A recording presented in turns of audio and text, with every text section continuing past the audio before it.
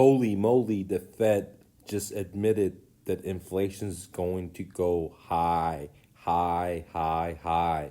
No joke, guys. Inflation is so high right now that back in 1970, an average house cost $24,000.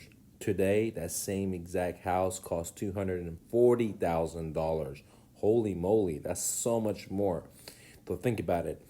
With the Fed printing so much money, with the Fed bailing out the banks, things are going to get so much more expensive, guys. And the Fed says we have an inflation rate of 2%, which I think is poo poo. I would say it's about 7 to 10%, considering how things get more and more expensive year after year. For example, less than 5, 6, 7 years ago, a one-bedroom apartment in my hometown was about 500 to 600. 6, 7 years later, the same one-bedroom apartment is now leasing for 1,200. So inflation is here. It's not a joke. The problem is that the working class, the middle class, anyone with a job, they have a fixed income, and their income hasn't gone up like the price of goods has gone up. Anything from milk all the way down to cars to houses. I remember back in the days when you could buy a F-150 for $15,000 to $19,000 cash. Today, that same truck, they're wanting 40 to 50,000. What happened, guys? Inflation. Now, the other thing we have to understand is that funny money causes the price of things to increase. One example is, let's talk about that Ford F-150.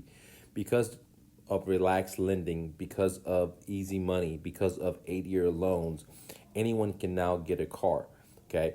And because there's so many buyers that can qualify to get a car, even they may have bad credit or no credit, because they're able to do a 6-year loan, the price of the cars or the truck, the F-150, has gone up significantly. Now, if there was less buyers, if there was less qualified people to buy the car, the price would come down dramatically. Now, the same thing has happened with this funny money in real estate. The house prices of houses have skyrocketed because there's so many people that don't have the cash. They're just willing to sign the dotted line and get into debt, and therefore has made the buyers be so many more buyers versus inventory. And guess what? The price of the assets has gone up. The same thing has happened in the cars, houses, so on and so on. So the Fed, with their inflation, has multiple side effects. One of the side effects is the cost of goods just keeps going up and up and up. The other side effect is that because of free money, anyone can borrow, which means that the cost of the average goods are going to go up by itself, like cars, like stocks, like real estate. So when you add the inflation and the price of goods going up because there's so much people that are not qualified but still can buy that product even though they don't have no money down because of easy lending, then you can see what a mess we are in today. Now, one thing that most people are not thinking about is that in this crash, when the bankers start contracting, then all hell's going to break loose. What that means is that people are not going to have any money because salaries hasn't gone up. And that's why majority of people are living using credit card and debt. And sorry, guys, that's my kid.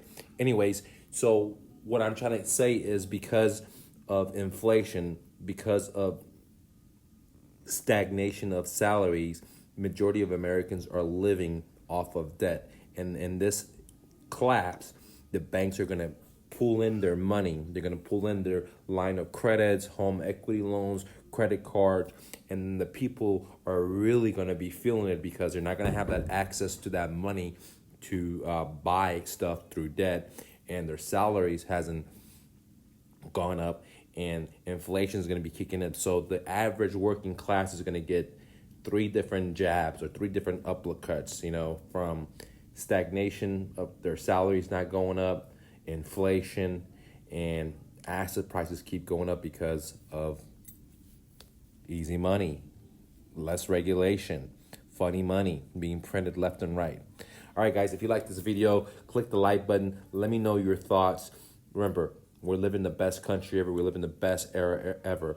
If you're interested on learning how to create a side hustle or create a business with only $100, then you should definitely check out the new flip. I show you how to invest $100 and get 2x, 3x, all the way to 7x in a matter of days in your backyard. It doesn't matter if you're in California, if you're in Florida, if you're in Dallas, you're in Oklahoma. It works nationwide. I actually have people doing the new flips and even in UK, okay, across the world, guys. So if you're interested, go to thenewflip.mrnoflip.com or just go to My Real Estate Dojo, get myrealestatedojo.com and download it from my shopping cart.